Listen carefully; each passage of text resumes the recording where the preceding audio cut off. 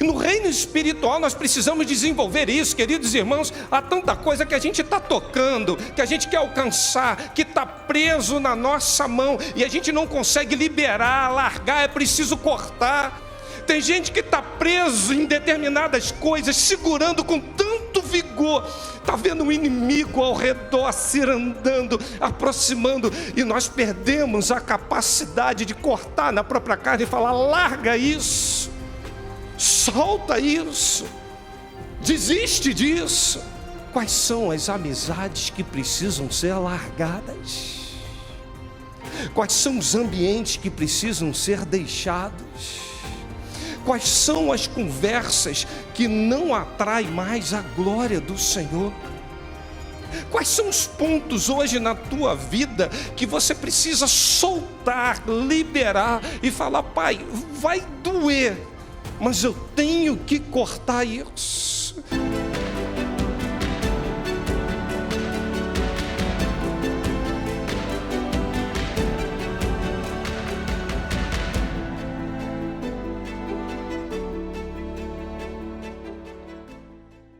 Meus irmãos, não vai projetar no telão, eu tenho certeza que a igreja já sabe de cor e salteado. Qual é o tema anual que nós estamos trabalhando? Vamos lá? 1, 2, 3. Não é que eles sabem mesmo? Louvado. Quem tem visitante que está conosco aqui que não entendeu, não. Agora eles vão entender com aquele tom bem que a gente sabe mesmo. Vamos mostrar que a gente sabe. 1, 2, 3. Santificados para conquistar. Isso. Agora você pode abrir a palavra do Senhor, lá em Mateus, capítulo 5, verso 29 e 30.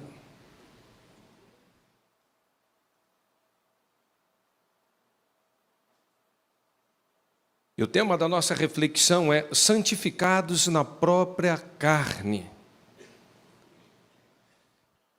E a palavra de Deus nos diz assim: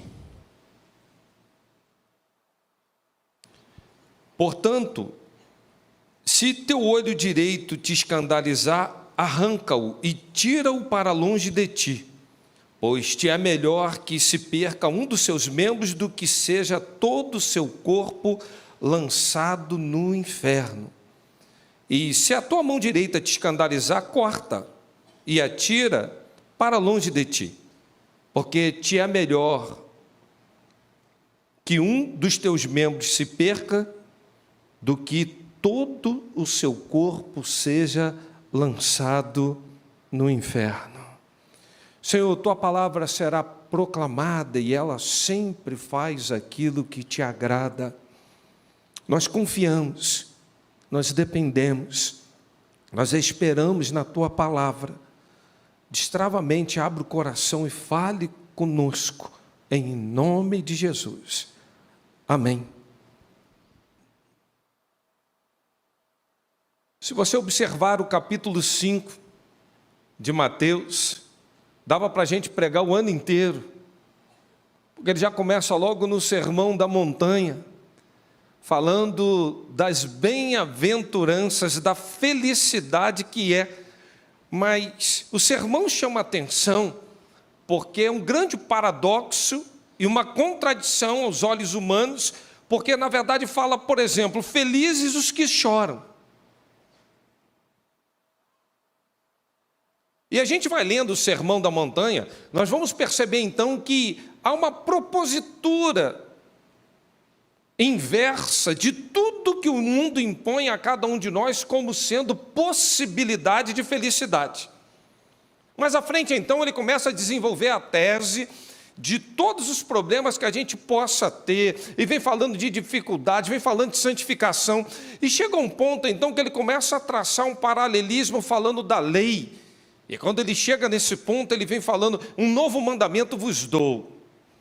E aí ele vem desenvolvendo a tese que não basta você praticar algo, porque isso pode ser algo pecaminoso, mas que no próprio Cristo, o padrão de santidade é um padrão que não é apenas cumprir regras, Não é um padrão apenas comportamental. Não, é muito além. Ele começa a botar um padrão, um nível de exigência que a deliberação psicológica já se constitui em pecado. Ele começa a falar: se você odiar o seu irmão, se você olhar para uma mulher com um olhar impuro, já pecou. E a partir daí a gente começa a ver então que há toda uma proposta para a gente então avaliar tudo. E chega no texto, propriamente dito, ele começa a fazer então um balanço. Por que balanço? Ele faz comparações. Olha só o que ele fala: se teu olho te escandalizar, arranca-o, pois é melhor que perca um dos seus membros do que todo o seu corpo. Se a tua mão corta, ele começa a fazer comparação do que é melhor e do que é pior. E toda lógica que aqui está sendo utilizada é uma lógica que nos faz refletir sobre o verdadeiro significado das coisas da vida, pois é melhor retirar algumas coisas que atrapalham do que conviver com tais coisas e se perder. Mas, pastor, eu acho que isso não precisava nem de uma reflexão. Precisa. Sabe por quê? Porque todas as vezes que a gente vai fazer comparações na vida, a gente acaba se comparando. E quando a gente se compara, a gente acaba criando dois sentimentos muito dos perversos, que é a inveja. E como é ruim. Ah, se eu tivesse ali. Ah, se o Senhor me permitisse ter aquilo. Ah, como é bom estar naquela questão. Ou a gente começa então a desenvolver aquele outro sentimento que é o ciúme. E eu diria para você assim: não se compare. Você é uma pessoa única, Deus tem uma proposta para a tua vida. Agora compare o estilo de vida, a proposta de Deus para você viver e o que você está vivendo. Esse sermão deve servir de uma grande comparação, pois a Bíblia nos traz grandes comparações. O próprio Jesus começa a questionar assim: a quem compararei esta geração? É semelhante a meninos que estão assentados nas praças, gritam e clamam aos seus companheiros: nós tocamos flautas, vocês não dançaram. Nós entoamos lamentações. E o que foi que vocês fizeram? Nada, vocês não prantearam. Veio João Batista, vocês disseram: você é um endemoniado. Veio o próprio Cristo, o que vocês falaram? Amigo de publicanos e pecadores. E o texto termina dizendo assim: mas a sabedoria é justificada por suas obras. Ali Jesus estava comparando uma geração que perdeu a sensibilidade, o senso de julgamento, pois poderia ter um culto, um louvor, o céu baixinho. E às vezes tem culto que a gente olha e fala: eita, o céu hoje está aqui, mas não toca. Poderia acontecer algo muito triste, chocante, mas também não nos leva ao pranto. E Jesus começa então: eu vou comparar isso a quê? A quem eu vou comparar? E toda explicação do reino de Deus, Jesus fala: a quem compararei o reino de Deus? A gente vai ver que o próprio profeta Isaías fala: a quem o Senhor pode ser comparado? Tem um cântico até que diz que incomparáveis são as promessas do Senhor. E começamos então a traçar uma linha, um raciocínio, para começar a perceber então que existe uma comparação saudável quando nos leva a decisões espirituais que nós precisamos acertar. Nós estamos investindo muito tempo nas nossas vidas nos comparando e não comparando preceitos, doutrinas de homens com a palavra de Deus.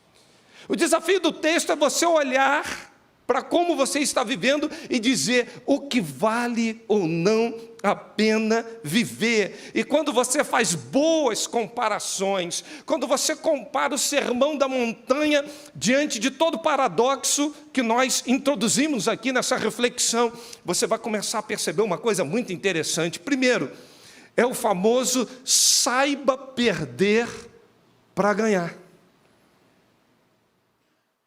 Pois o texto fala, melhor cortar, é melhor perder.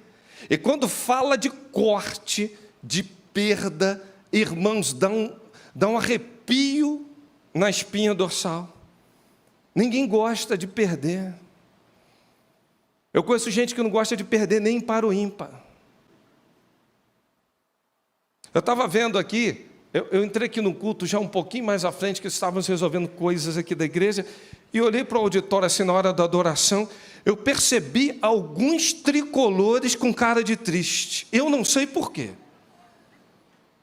Mas eu falei assim, deixa eu ver aquele irmão, tal, deixa eu observar.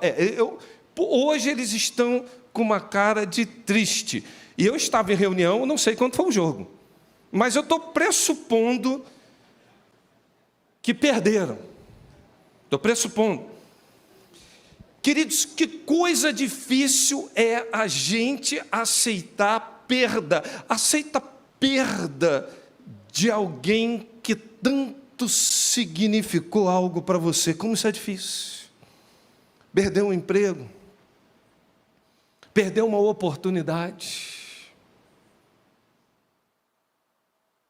Perder algumas coisas. Irmãos, uma coisa que me deixa chateado é perder ou estragar coisas. Mas é tão bom achar, né? É tão bom achar. Achar um dinheiro perdido assim, não é uma bênção, irmão. Você achou assim e fica, e agora? Como é que vai ser isso, Deus? Como é que a gente faz? Irmão, perder para cada um de nós, isso vai se traduzir num grande peso, mas o texto fala que é perdendo que se ganha. Você já perdeu coisas preciosas na sua vida? Você está perdendo de lavada hoje em que área? Não tem uma área na tua vida que parece que está assim, encruada, paralisada, ou você tem a sensação que está sempre perdendo. O tempo passa, o tempo voa, e aquela área da tua vida continua cada vez pior, não é numa boa não.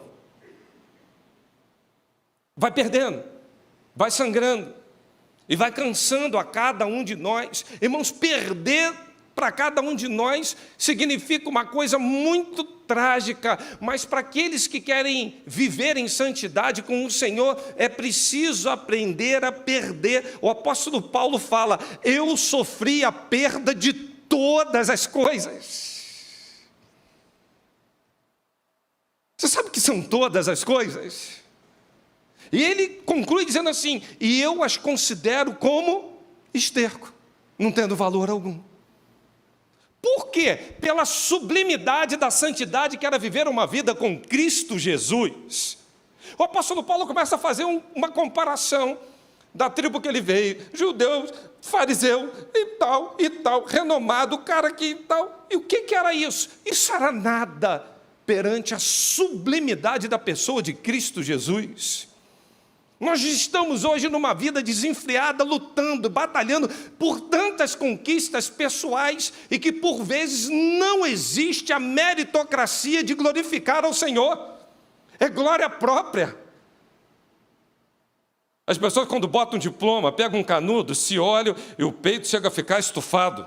Aí, Marcelo, agora eu sou, né? E tem gente que gosta assim, eu quero ser chamado de doutor. Eu quero ser chamado de escravo, de servo, de soldado, do exército do Yahvé Tsaba, do Senhor dos Exércitos.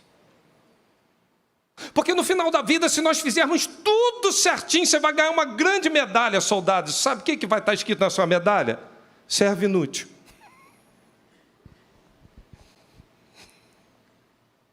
Ah, pastor, o senhor não gosta de que valorize o estudo, não? Irmãos, várias pessoas me questionam até hoje na igreja em que eu sou formado. Eu falo, eu sou formado em natação e datilografia. E olhe lá. Falar datilografia para esses jovens, depois eu explico vocês.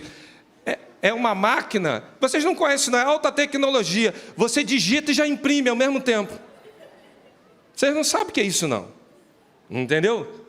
Aí depois, se quiser uma reprodução em massa, que a impressora dá ruim, você bota numa coisa chamada mimeógrafo. Você vai, haja álcool. É alta tecnologia, irmãos. Tem jovens aqui que não conhecem isso, infelizmente. Né? A gente passou por esses cursinhos todinhos na vida aí. Você é formado em que, pastor? Você sabe por quê, queridos irmãos? A gente está lutando por tantas coisas na vida, para o nosso próprio louvor, para o nosso próprio bem-estar, para a gente ter conquistas pessoais. As pessoas hoje estão se endividando para querer levar uma vida que não pode, vestir o que não pode, comer o que não tem condições, usar um perfume. Outro dia, outro irmão pediu para eu trazer um perfume para ele. Eu fui comprar, falei, irmão, tem alguma coisa errada aqui, eu não vou levar para você não, que o perfume está caro. Um frasquinho de 100 ml é quase $200.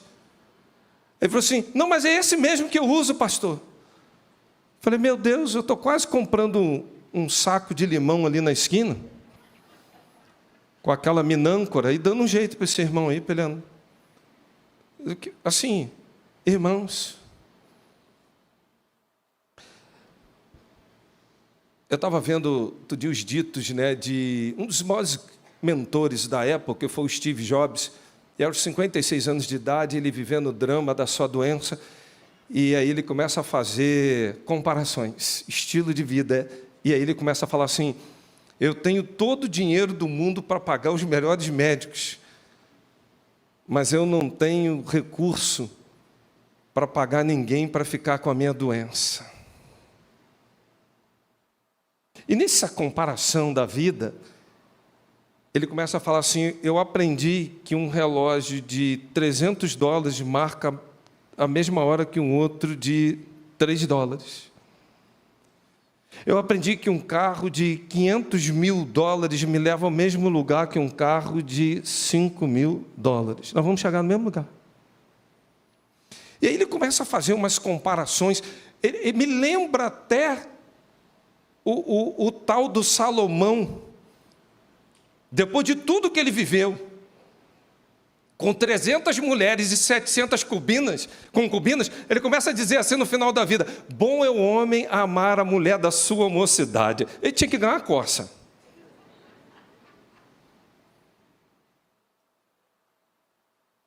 Não, meu irmão, viveu uma vida regalada como aquele homem viveu, diante daquilo tudo, aí ele fica falando, ou seja, o Eclesiastes, né? Ele termina o texto, o teor central do livro está dizendo, vaidade, vaidade, vaidade, todas as coisas são vaidade. Irmãos, nós estamos lutando por tantas conquistas, tantas coisas, que não vale a pena, às vezes, um esforço dessa natureza, sabe por quê? Jesus deixa claro que estreito é o caminho. Hoje está falando aí, todo mundo vai para o céu. Morre uma pessoa porque é amigo, aí que Deus o tem um bom lugar. Irmão, o bom lugar é um caminho estreito, é quem tem a Cristo Jesus. E o caminho não é largo, não é para qualquer um. A peneira é fina.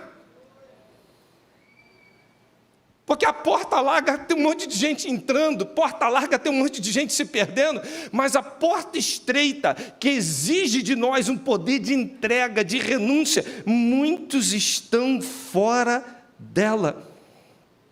E por que a gente deve realmente perceber que esse caminho é estreito? Porque a renúncia faz parte da nossa vida, é o perder. Sabe por quê? Porque nós já estamos mortos, porque a nossa vida está escondida em Cristo Jesus, Colossenses 3. Se nós já estamos mortos para a vida que tínhamos, essas coisas não podem mais nos atrair e desviar propósitos espirituais. Que já morreram para aquela velha vida que tinham. Paulo fala que sofre perda. Cristo fala exatamente de tudo isso que nós devemos deixar, porque é perdendo que se ganha. O símbolo do reino de Deus não é uma coroa, como alguns pensam. E alguns gostam de posição de destaque, seguram cadeiras, posições, por um excesso de vaidade. Mas o símbolo do reino de Deus não é coroa, mas é uma bacia e uma toalha. Lavando os pés, inclusive do traidor. Meus irmãos, isso confronta demais com cada um de nós, para aqueles que querem ser percebidos, posições de destaque, para aqueles que querem ser notados, um tapinha no ombro, uma aceitação. O reino de Deus, os valores são completamente diferentes. Por isso que ele cresça e que eu diminua. Nós fomos chamados para viver de uma maneira simples, sóbria.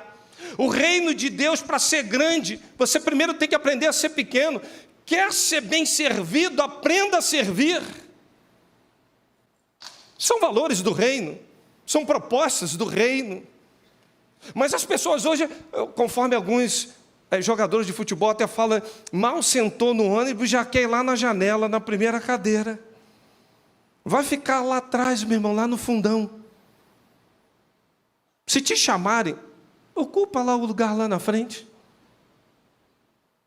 Mas hoje parece que as pessoas querem brilhar mais do que Cristo.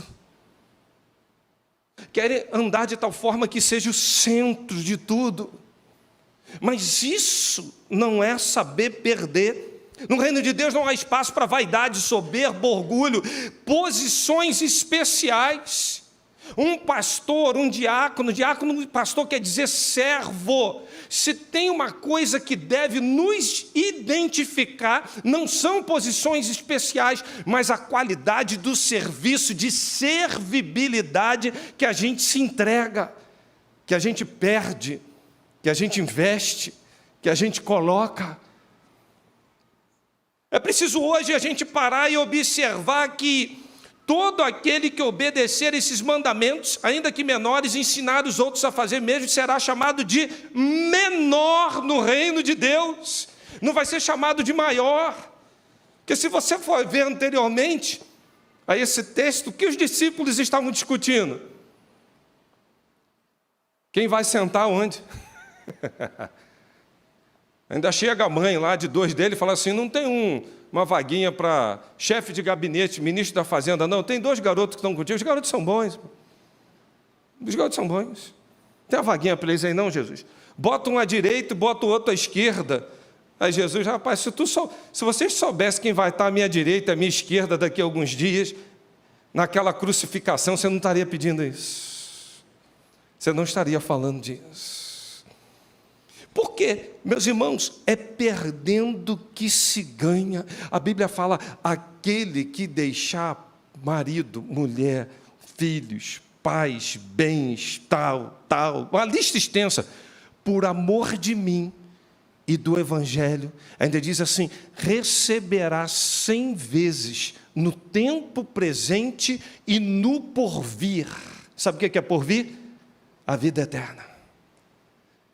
Mas o que o texto está querendo dizer, pastor? Que eu devo divorciar, largar filho, largar... Não. Está falando do nosso poder de renúncia.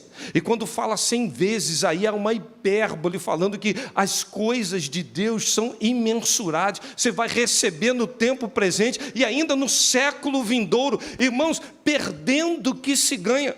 Agora, no segundo lugar, é preciso cortar pela raiz. Arranca o olho. Mas pastor, é para eu pegar um canivete e tirar o olho. Arranca a mão. Eu devo mutilar a minha mão, é arrancar literalmente a mão. Não é isso que o texto está falando. Mas o texto está falando de uma mutilação de coisas que têm grande valor e que é preciso cortar na própria carne. Irmãos, como é difícil cortar na própria carne, como é difícil a gente olhar e falar, é melhor soltar isso, porque tem coisas que parece que estão coladas na gente, que é tão difícil a gente soltar, a gente se vê dependentes disso. Tem gente que fez do seu trabalho o seu Deus, da sua família o seu Deus, e aí estão vivendo uma idolatria. É tão difícil soltar algumas coisas. E o texto fala: se teu olho direito está te escandalizando, arranca-o. É tua mão. Corta. Mas por que o olho e por que a mão? Não podia ser um pé? Não podia ser uma orelha? Porque o olho, os olhos são a janela da alma. Se teus olhos forem bons, todo o teu corpo será o quê? Luminoso. Se teus olhos forem maus, todo o teu corpo será tenebroso.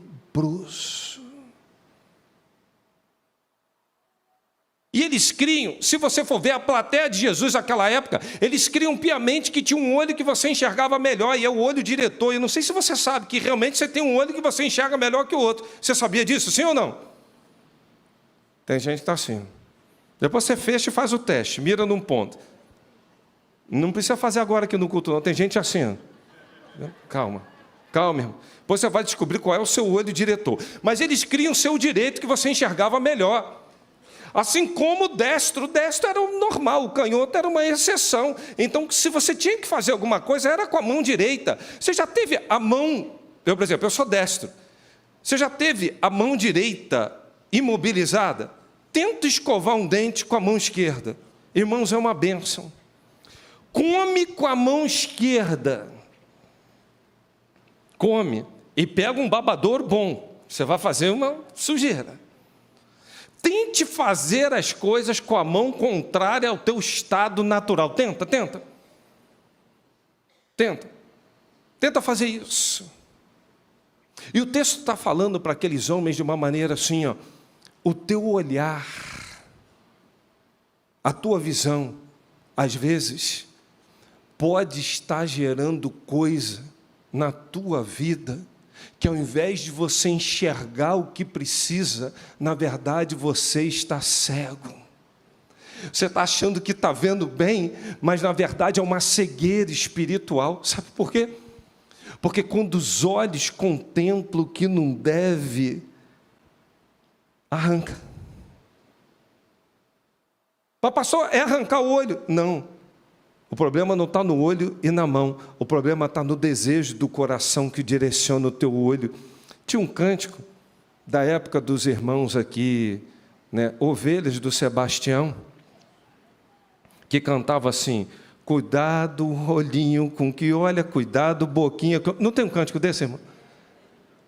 E tem um monte de ovelha aí que lembra. Vocês já cantaram muito isso, né?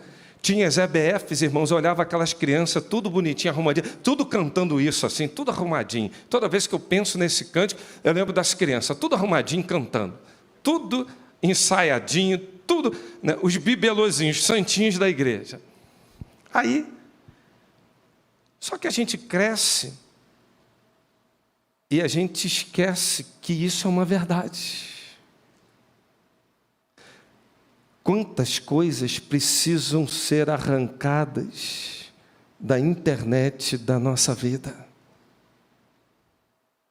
Quantas coisas precisam ser tiradas da nossa visão porque a gente cobiça? Mas é muito ruim você pensar em tirar algo que possa ser o seu olho diretor. Hoje não tem hashtag. Quem estava quarta-feira entendeu o mistério. É muito difícil você arrancar uma mão, que é a mão que te leva a uma capacidade produtiva, olho e mão. Aliás, tem países, e nós tivemos uma vez, ano passado, até num país, e a Márcia estava preocupada com o celular dela. Aí, não posso deixar meu celular aqui dando sopa, não. Aí as irmãs do local falaram assim: não se preocupa não, aqui ninguém rouba. Peraí, aqui não tem ladrão? Muito difícil, porque quando rouba aqui, corta a mão. Falei, olha se essa moda pega, rapaz. Eu falei assim, aí, então, me gerou uma dúvida. Eu falei assim, tá, e se roubar de novo? Aí eu pensei, vai cortar outra mão, né? Não, corta o pé. E é sério, irmãos. Mas aí eu perguntei, mas por que corta o pé? para você dar a oportunidade dele parar de roubar e a mão que ele tiver, ele conseguir produzir alguma coisa. Eu falei, eu acho que eu estou entendendo esse negócio. E no reino espiritual nós precisamos desenvolver isso, queridos irmãos. Há tanta coisa que a gente está tocando, que a gente quer alcançar, que está preso na nossa mão, e a gente não consegue liberar, largar, é preciso cortar. Eu já contei a história aqui, outrora, do macaco, como ele é pego lá na África, né? Se faz um buraco numa pedra, coloca ali uma macadâmia, e o macaco enfia a mão para pegar a macadâmia dentro da pedra. Quando ele pega e ele puxa a mão não sai, está presa. O problema é que ele vê o predador se aproximando dele, só que o macaco é incapaz de soltar a macadâmia e fugir. Sabe por quê? Ele quer aquela macadâmia de qualquer jeito, e quem vira presa, sabe quem é? Ele. É isso que o pecado está fazendo na vida do cristão.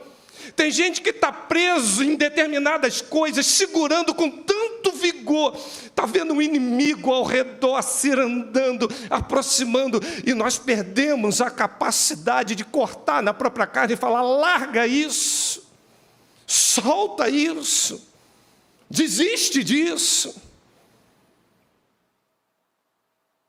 Cortar na própria carne. Mas por que o direito? Porque era o olho diretor, porque a mão direita, porque era a maior capacidade produtiva. O texto poderia estar escrito, corta o olho esquerdo, arranca a mão esquerda. Repare o texto, é direito, direito. Ou seja, é aquilo que você está mais envolvido, aquilo que pode te gerar maior dificuldade de largar. É aquele Isaac que você sonha, que você está ali, mas esse Isaac está te levando para o fundo do poço. Meu irmão, quais são as amizades que precisam ser largadas? Quais são os ambientes que precisam ser deixados?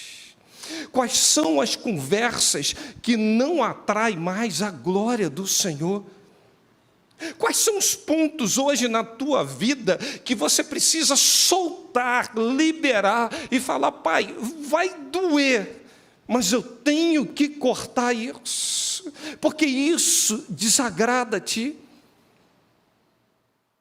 Hoje é dia da gente cortar tanta coisa na nossa vida, sabe por quê? Se nós continuarmos fixos nisso, nós morreremos num curto prazo de tempo. Me lembro da história, em 2003, do Aaron Huston. Ele foi subir, enfim, uma grande cordilheira, um cânion lá no deserto de Utah. E lembro que uma das pedras rolou e prendeu um dos braços dele. E ele ficou lá dias, sem saber o que fazer. E o curioso é que foi lançado até um filme com essa temática. E esse homem, em determinado momento de desespero, ele fazendo um balanço geral da vida, ele chegou à seguinte conclusão: é melhor eu cortar o meu braço e tentar viver, do que eu permanecer aqui e morrer. E ele pegou um canivete e cortou o próprio braço preso numa rocha.